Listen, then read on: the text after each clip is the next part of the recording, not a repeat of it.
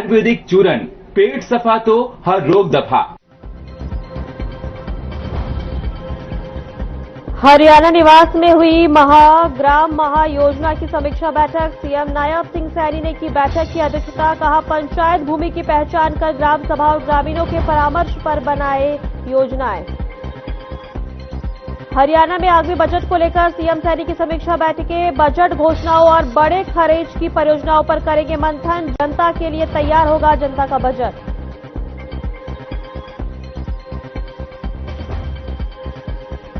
Chandigarh mayor पद पर हुई बीजेपी की जीत। सौरभ जोशी ने 18 वोट लेकर की जीत दर्ज। आप के योगेश ढिंगरा को मिले 11 और कांग्रेस के गुरप्रीत को मिले 7 वोट। पंजाब हरियाणा सचिवालय को बम से उड़ाने की धमकी। सूचना के बाद पहुंचे पुलिस बल और बम स्क्वाड ने ली तलाशी। कल चंडीगढ़ के स्कूलों को आए थे धमकी भरे मेल।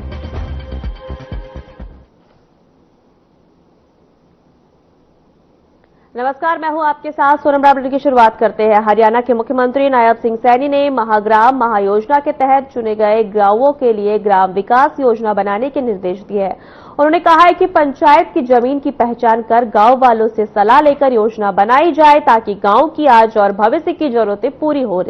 उन्होंने कोहंड, सौंद और दिघोट, औरंगाबाद और खानपुर कला गांवों के विकास प्लान देखे और अधिकारियों से कहा कि हर सेक्टर की अलग योजना तैयार की जाए। मुख्यमंत्री ने कहा कि गांव की सांस्कृतिक पहचान और पुरानी परंपराओं को बनाए रखा जाए और ड्रोन जैसी आधुनिक तकनीक का इस्तेमाल किया जाए। इस योजना के तहत 21 महाग्रामों में सड़क, पानी, सीवरेज, हरित क्षेत्र और अन्य जरूरी सुविधाएं विकसित की जाएंगी, जिससे गांव में जीवन आसान होगा।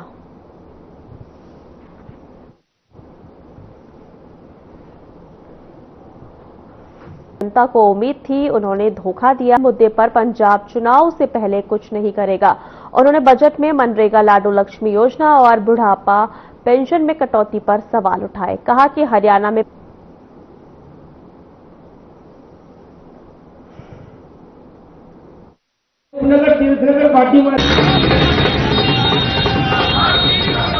पर ये सरकार गिनाने के लिए आपको चाहिए 45 विधायक। ये जो कांग्रेस में 45 है, ये लोग कहते हैं हम सरकार से सवाल करेंगे, जिनमें इतनी हिम्मत नहीं है कि जो विधानसभा में बैठ के सवाल का जवाब दे दे। ये लड़ेंगे इस प्रदेश के लिए।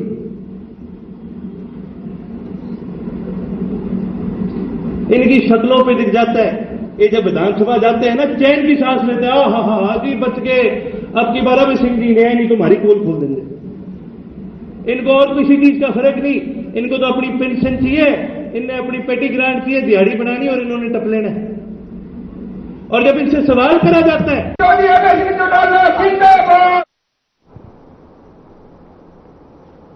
देहू के यासीन मेव डिग्री कॉलेज में बीजेपी जिला कार्यशाला और सम्मेलन आयोजित हुआ। मुख्य अतिथि के रूप में पूर्व विधायक दीपक मंगला और जिला प्रभारी समय सिंह भाटी मौजूद रहे। कार्यक्रम के संयोजक बीजेपी अल्पसंख्यक मोर्चा के राष्ट्रीय उपाध्यक्ष चौधरी जाकिर हुसैन रहे। सैकड़ों बीजेपी पदाधिकारी, कार्यकर्ता और जनप्रतिनिधि सम्मेलन में मौजूद रहे। कार्यशाला में बीबीपी रामजी योजना और ग्रामीण जन जागरण अभियान के लाभों की जानकारी दी गई। दीपक मंगला ने मनरेगा के सुधार और रोजगार बढ़ाने के प्रयास के बारे में विस्तार से बताया।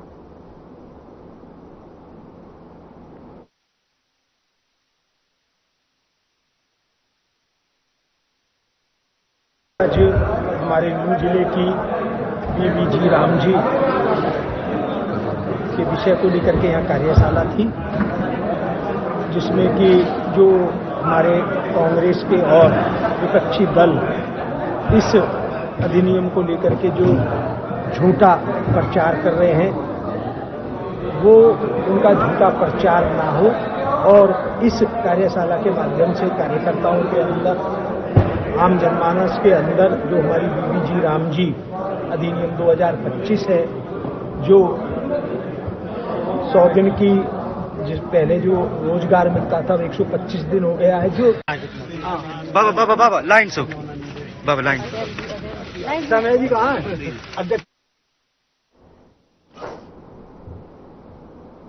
आपको बता दें कि पूर्व विधायक दीपक मंगला जो है मुख्य अतिथि रहे। बीबीजी रामजी योजना पर चर्चा हुई। बीजेपी जिला कार्यशाला सम्मेलन का आयोजन किया गया।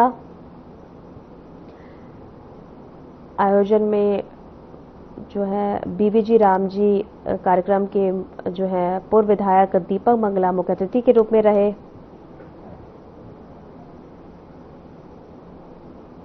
खबरों में आगे बढ़ेंगे। बीजेपी के सौरभ जोशी ने चंडीगढ़ मेयर पद का चुनाव जीत लिया है। आपको बता दें कि उन्हें 18 वोट मिले हैं, जबकि आम आदमी पार्टी के योगेश ढिंगरा को 11 वोट मिले हैं, तो वहीं कांग्रेस के गुरप्रीत को 7 वोट मिले हैं। तो वहीं इसके अलावा बीजेपी की सुमन शर्मा ने डिप्टी मेयर पद का चुनाव भी जीत लिया है।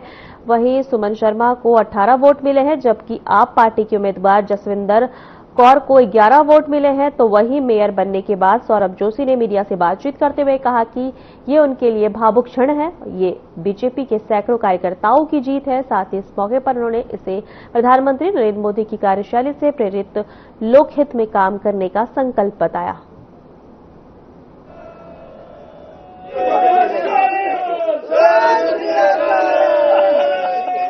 तो सौरभ जोशी नहीं जीता पहली बार।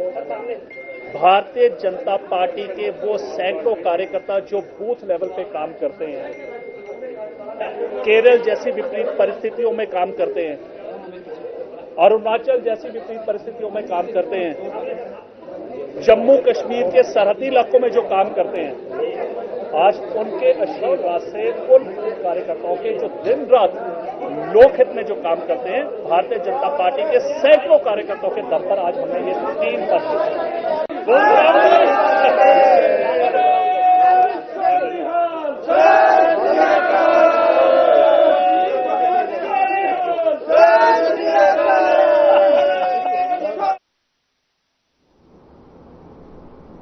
बीजेपी के सौरभ जोशी ने मेयर पद चुनाव जीता है और अब सौरभ जोशी चंडीगढ़ के मेयर बने हैं। आपको बता दें कि चुनाव के दौरान सौरभ जोशी को 18 वोट मिले, तो वहीं आम आदमी पार्टी के योगेश ढिंगरा को 11 वोट मिले।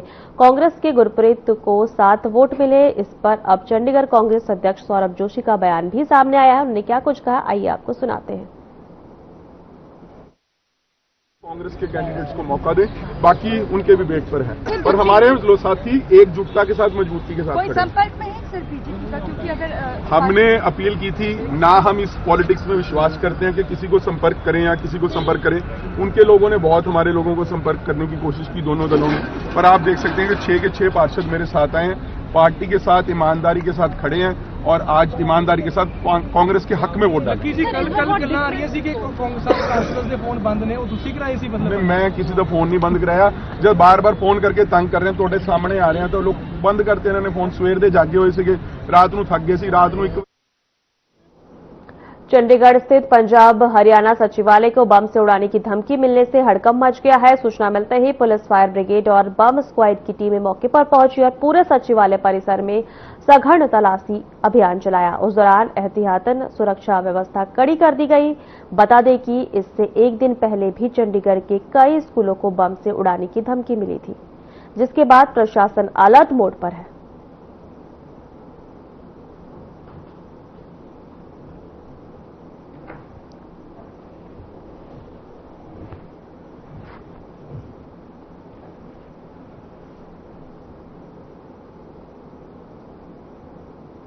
यमुनानगर से सामने आया यह मामला सिर्फ एक परिवार की पीड़ा नहीं, बल्कि पूरे स्वास्थ्य तंत्र का एक बड़ा सवाल है।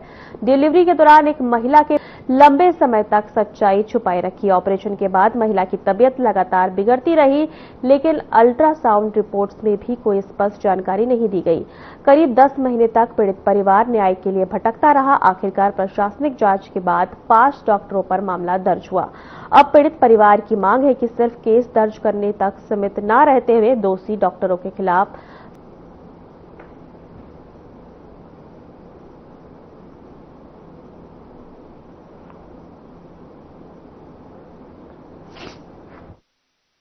बैन करा। उसके बाद भी उन्होंने गुमराह किए, रिपोर्ट बिल्कुल नॉर्मल बनाई। तो हम फिर वहां से आर तक के अमोजस हॉस्पिटल में गए। वहां से हमें पता चला कि पेट में पट्टी छोड़ी हुई है।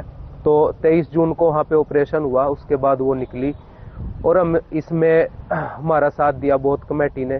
कृष्ण कुमार बेदी मंत्री जी का हम इसमें बहुत शुक्रिया अदा करते हैं। और हम चाहते हैं कि ऐसी आगे जैसे अब तक FIR हुई, आगे कार्रवाई हो, उनको जल्दी जल्दी गिरफ्तार किया जाए और उनके लाइसेंस रद्द किए जाए। इसमें मेहर खातून बीबीपुर गांव की रहने वाली हैं। उनका 13/3/2025 को SP हॉस्पिटल जगाधरी के अंदर सिजेरियन ऑपरेशन हुआ था। उसके बाद ऑपरेशन के बाद उनको पेट में दर्द रहने की शिकायत हुई, जिसके बाद भी उन्होंने डॉक्टर से चेकअप कराया, लेकिन कोई आराम नहीं आया। उसके बाद उन्होंने डॉक्टर को बुढ़िया में चेकअप कराया। उन्होंने सलाह दी कि आप इसके बारे में CT स्कैन कराएं या अल्ट्रासाउंड कराएं। तो उसके बाद वो डॉक्टर अपना प्रदीप तैलान के पास उन्होंने अल्ट्रासाउंड कराया। फिर उनकी नॉर्मल रिपोर्ट आई, तो रिपोर्ट के आधार पर डॉक्टर ने इलाज करता रहा। कमेटी द्वारा जांच की गई है। जांच रिपोर्ट पेश करने के बाद शिकायत मिलने पर FIR लॉन्च की गई है।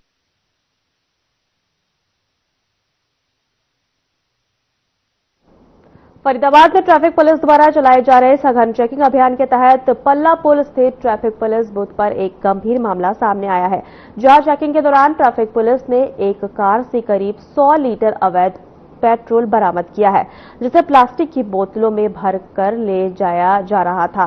बता दें कि इतनी बड़ी मात्रा में ज्वलनशील पदार्थ को इस तरह से ढोना केवल कानून अपराध है, बल्कि ये सार्वजनिक सुरक्षा के लिए भी बड़ा खतरा माना जा रहा है।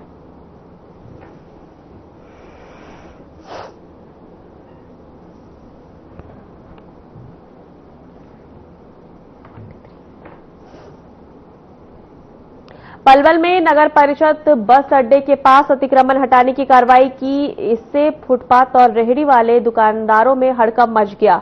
वहीं आपको बता दें कि किठवाड़ी चौक के बस अड्डे तक का सर्विस रोड चौड़ा नजर आया। नगर परिषद की टीम ने ट्रैक्टर में अतिक्रमण करने वालों का सामान भर लिया। सफाई अभियान भी जारी रहा और सड़क पर ट्रैफिक अब स्मूथ चल रहा है। दरोगा अशोक ने बताया कि अतिक्रमण हटाने की कार्रवाई आगे भी जारी रहेगी।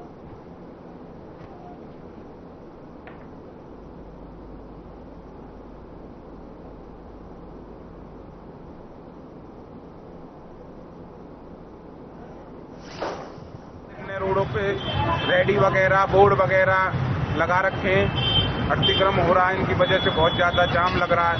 इनकी वजह से नगर परिषद द्वारा कार्रवाई की जा रही है। तो अतिक्रमण को हटाने के लिए तो आगे भी जारी रहेगी? आज ये आगे भी जारी रहेगी। अभी कहाँ कहाँ किया आज? ये हमने बस स्टैंड से किठवाड़ी चौक तक और किठवाड़ी चौक से सीधा बस स्टैंड तक, दोनों सर्विस रोड। क्या कहना चाहोगे ऐसे अतिक्रमण करने वालों को? यही कहना चाहते हैं कि अतिक्रमण नहीं होना चाहिए, शहर में जाम मुक्त होना चाहिए और शहर में साफ सफाई व्यवस्था बनाए रखनी चाहिए। एक बार हो जाओ ना इकट्ठे। यूजीसी के नए इक्विटी रूल को लेकर पिछले कुछ दिनों से घमासान मचा हुआ है। इसके खिलाफ सुप्रीम कोर्ट में याचिका भी दायर की गई थी। इसमें नए नियम के एक प्रावधान सेक्शन 3C को असंवैधानिक करार देने की मांग की गई है। अब सुप्रीम कोर्ट ने भी एक नियम पर स्टे लगा दिया है। अदालत ने सरकार और यूजीसी से 19 मार्च तक का जवाब दाखिल करने को कहा है।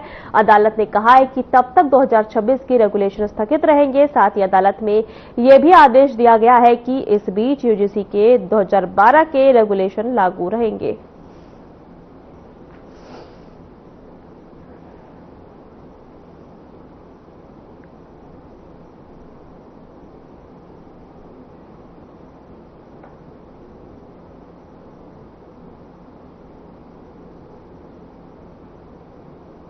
वक्त तो चला है ब्रेक का।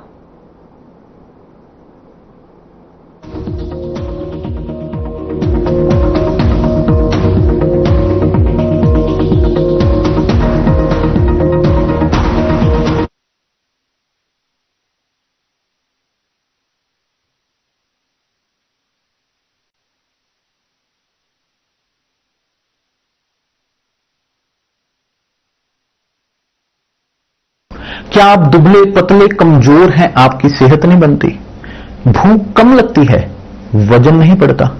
दरअसल मेन बात खाना पीना खाना नहीं है, मेन बात है खाया पिया लगना।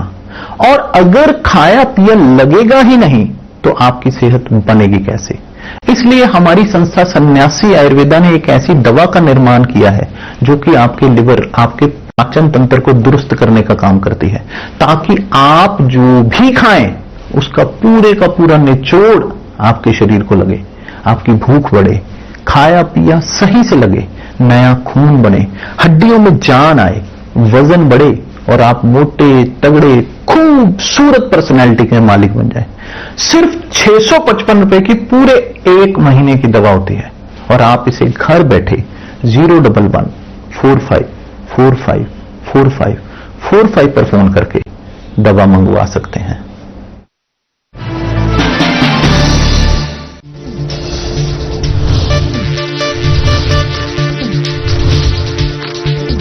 साधना इंस्टीट्यूट के छात्र हर साल नए नए जगहों पर, नए नए संस्थानों पर काम करने के लिए जाते हैं, उन्हें प्लेसमेंट मिलता है और साथ ही साथ वो संस्थानों का और साधना इंस्टीट्यूट का नाम भी रोशन करते हैं। तो अगर आप इलेक्ट्रॉनिक मीडिया, मास कम्युनिकेशन में अपना करियर बनाना चाहते हैं तो साधना इंस्टीट्यूट आपके लिए एक सबसे बढ़िया विकल्प है।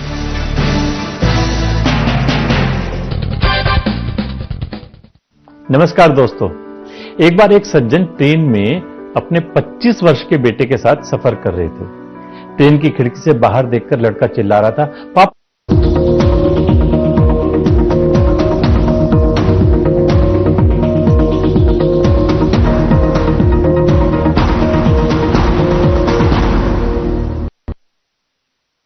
कैबिनेट मंत्री कृष्ण बेदी ने समिति की बैठक की है, जिसके बाद उनका यूजीसी के नियमों को लेकर बयान सामने आया है। उन्होंने कहा है कि अगर कोई गलत नहीं करेगा तो इसमें चिंता करने की क्या जरूरत है। कानून बहुत बने हुए हैं, अगर कुछ गलत होता है तभी वह चीज रिकॉर्ड में आती है। इसके साथ ही उन्होंने विजेंद्र सिंह की सद्भाव यात्रा पर भी चुटकी ली।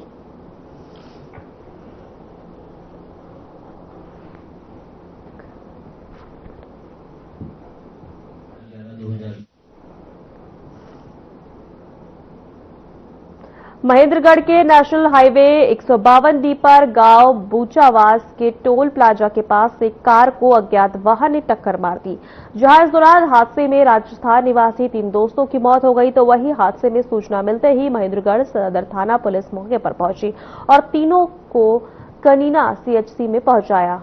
यहां पर जांच के बाद चिकित्सकों ने रमेश और दिया, जबकि भागा सिंह को प्राथमिक उपचार के बाद रोहतक पीजीआई में परिजनों के बयान के आधार पर अज्ञात चालक पर केस दर्ज कर जांच शुरू कर दी है।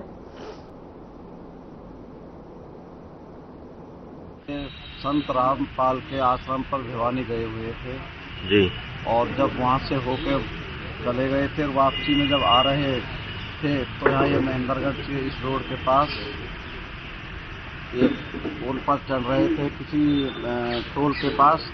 वहाँ कोई सामने कोई ट्रक था, अज्ञात वाहन, उसमें इनकी टक्कर हुई है और टक्कर लगने पर ऐसा फिर हमको जैसी सूचना मिली तो भाई एक्सीडेंट हो गया है। द्वारा पुलिस हमारे परिजनों पर वहाँ सूचना पहुँची है। फिर हम रात्रि को वहाँ से उसी समय चल दिए हैं और रात्रि के करीब हम यहाँ 11-12 बजे आ गए हैं, 10-11 बजे। तो हमने हॉस्पिटल के अंदर रात्रि को हम रहे हैं। 2 तो इस कनीना हॉस्पिटल पर हैं और एक रोहतक रेफर कर दिया है भागचंद जी को, वो रोहतक में है। सर, इसमें कौन कौन लोग सवार थे, कहाँ के रहने वाले थे ये सभी राजस्थान के अलवर जिले के, और अलवर और भरतपुर जिले के, 2 तो अलवर जिले के हैं, भागचंद जी और रमेश जी तो अलवर जिले के हैं, मीणा समझा जाति से हैं। भागचंद जी ऑफिस कानून को है रेवेन्यू में, और रमेश जी टीचर हैं, और खेमचंद जी बड़े जमींदार हैं।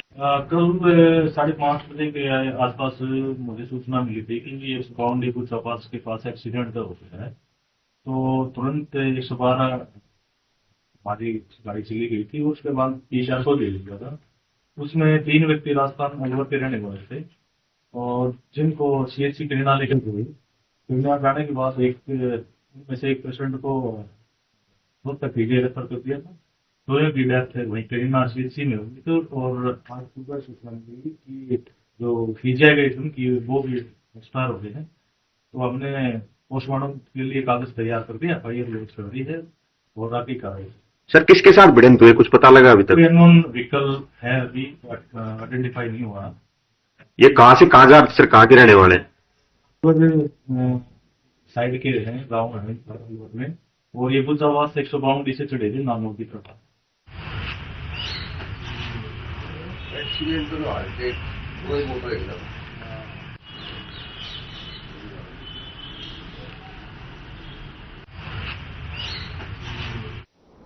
39वां सूरजकुंड अंतर्राष्ट्रीय शिल्प मेला 31 जनवरी से 15 फरवरी तक फरीदाबाद के सूरजकुंड में आयोजित होगा। इस बार मेले की थीम आत्मनिर्भर शिल्प महोत्सव है। मेले का उद्घाटन भारत के उपराष्ट्रपति करेंगे और केंद्रीय पर्यटन मंत्री गजेंद्र शेखावत विशिष्ट अतिथि होंगे। इस बार मित्र सहयोगी देश होगा, जबकि उत्तर प्रदेश और मेघालय सहयोगी राज्य रहेंगे। मेले में 50 देशों की भागीदारी, 1200 से अधिक स्टॉल, सांस्कृतिक कार्यक्रम और राज्यों के खान पान की झलक देखने को मिलेगी। पिछले साल 15 लाख पर्यटक पहुंचे थे और इस बार संख्या बढ़ने की उम्मीद है। 1987 से सूरजकुंड क्राफ्ट मेले की शुरुआत हुई। इसके बाद इसको अंतर्राष्ट्रीय रूप दिया गया और अब की बार का सूरजकुंड मेला 39वां सूरजकुंड मेला अंतर्राष्ट्रीय आत्मनिर्भर शिल्प महोत्सव के नाम से इसका टाइटल रखा गया है। और जिस तरह से हमने पिछली बार 38वां अंतर्राष्ट्रीय शिल्प मेला आप लोगों ने भी देखा, आप लोगों ने के पास सारी फीडिंग आई होगी, फीडबैक भी पूरा आया है कि जिस तरह से इसकी सुंदरता और छटा दिन पर दिन हर साल बढ़ती जा रही है। लोगों के अंदर जबरदस्त उत्साह है। लोग भाई इंक्वायरी करते हैं, फोन करते हैं और अब की बार 31 जनवरी से और 15 फरवरी तक जो है मेले का आयोजन रहेगा।